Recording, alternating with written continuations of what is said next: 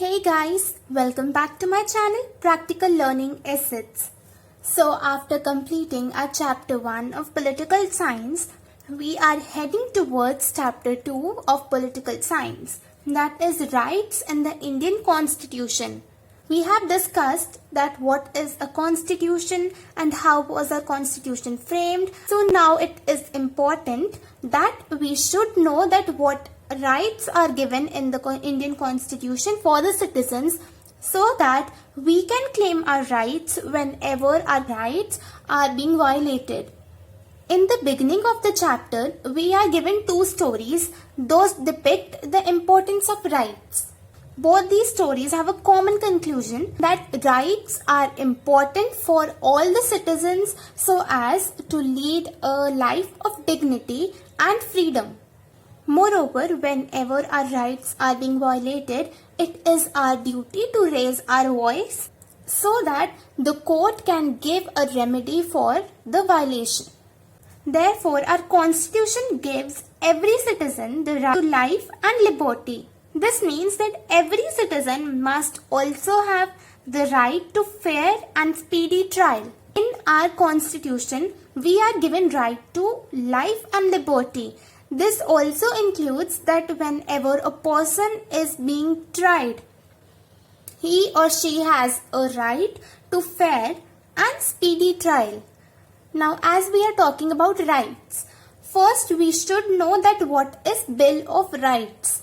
Now here we can also mark a question, that is, what is Bill of Rights? So, a democracy must ensure that individuals have certain rights and that the government will always recognize these rights. Such a list of rights mentioned and protected by the Constitution is called Bill of Rights. So, a list of rights mentioned and protected by the Constitution is known as Bill of Rights. Now, a Bill of Rights prohibits government from acting against the rights of the individuals, and also it ensures a remedy in case there is any violation of these rights. Now we can raise a question here that from whom does a constitution protect the people or the rights of the individuals? So the rights of a person may be threatened by another person or private organizations, or in many cases by the government itself, or the organs of the government like legislature, executive, or even judiciary may violate the rights of the people in the course of their functioning. Therefore, the Constitution protects the rights of the individuals from such conditions or such people. Then comes fundamental rights in the Indian Constitution. We can mark another question here, that is, write a note on fundamental rights in the Indian Constitution.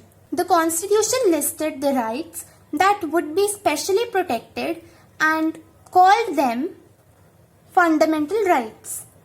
In our Constitution, there are some rights that have to be specially protected, and these are known as fundamental rights. Now, the word fundamental suggests that these rights are so important that the Constitution has separately listed them and made special provisions for their protection. The fundamental rights are so important that the Constitution itself ensures that they are not violated by the government. Now, many times we get confused between ordinary laws and fundamental laws. So we can differentiate them as ordinary legal rights. They are protected and enforced by ordinary law. Whereas fundamental rights, they are protected and guaranteed by the Constitution of the country. Ordinary rights may be changed by the legislature by ordinary process of lawmaking, but a fundamental right may only be changed by amending the Constitution itself.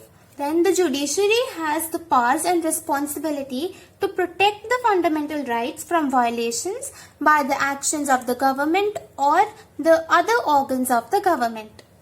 Fundamental rights are not absolute or unlimited rights. Government can put reasonable restrictions on the exercise of our fundamental rights. We cannot change them, but we can put some restrictions, some reasonable restrictions so that the fundamental rights are more effective. Now, as we discussed what are fundamental rights, now let us see what fundamental rights do we have as citizens of India. The first fundamental right is right to equality.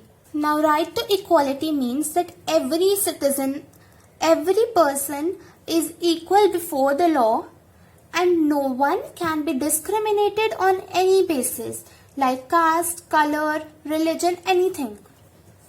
It provides for equal access to public places like shops, hotels, places of entertainment, etc. There cannot be any discrimination in the access on the grounds only of religion, race, caste, sex, or place of birth. It also prohibits any discrimination in public employment on any of the above mentioned bases. Therefore, our Indian Constitution, they give reservations to scheduled castes, scheduled tribes or backward classes so that there is no discrimination. This also provides that the state shall confer no title on a person except those who excel themselves in military or academic field. Now, our preamble also mentions two things about equality, that is equality of status and equality of opportunity. Now, equality of opportunity means that all sections of the society enjoy equal opportunities.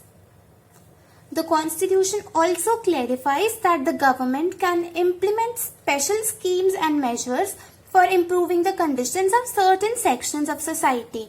Those are children, women, or socially and educationally backward classes. Article 16(4) of the Constitution clarifies that a policy like reservation will not be seen as a violation of right to equality because the policies like reservations, they are made for the upliftment of backward classes. Moreover, this is a very important point for MCQ type questions or for 1 mark questions. So please learn this very carefully. Then comes our next fundamental right, that is right to freedom. We as citizens are free to move anywhere in the country.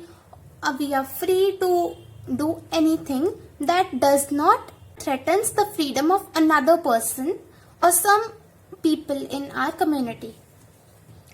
Equality and freedom or liberty are the two rights that are most essential to a democracy. It is not possible to think the one without thinking of the other. Liberty means freedom of thought, expression and action.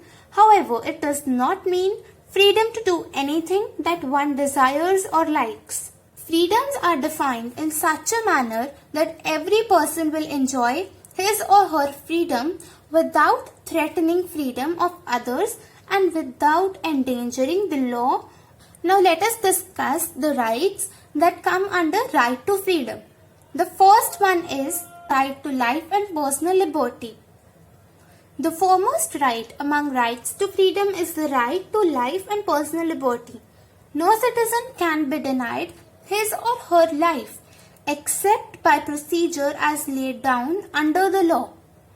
No one can be arrested without being told the grounds for the arrest. If arrested, the person has the right to defend himself by a lawyer of his choice. Also, it is mandatory for the police to take that person to the nearest magistrate within 24 hours. This right is not just confined to a guarantee against taking away of an individual's life, but has wider application. The Supreme Court has ruled that this right also includes right to live with human dignity, free from exploitation. The court has held that the right to shelter and livelihood is also included in the right to life because no person can live without the means of living. That is the means of livelihood. Then the next one is preventive detention. Sometimes a person can be arrested simply out of an apprehension that he or she is likely to engage in unlawful activity and gets imprisoned for some time without following any procedures. This is known as preventive detention. It means that if government feels that A person can be a threat to law and order or to the peace and security of the nation. It can detain or arrest that person. This preventive detention can be extended only for 3 months. After 3 months, such a case is brought before an advisory board for review. Now, this preventive detention looks like an effective tool in the hands of government, but this provision has often been misused by the government. Then comes other freedoms. Now, other freedoms mentioned in the Constitution under right to freedom are: right to freedom of speech and expression is subject to restrictions such as public order, peace and morality, etc. That means that people, they are free to give speech or they are free to express themselves until and unless they are in order and they do not violate the peace of any person. Then comes freedom to assemble, and it is also to be exercised peacefully and without any arms. The next right is rights of accused. Our Constitution ensures that persons accused of various offences would also get sufficient protection. No one is guilty unless the court has found that person guilty of that crime.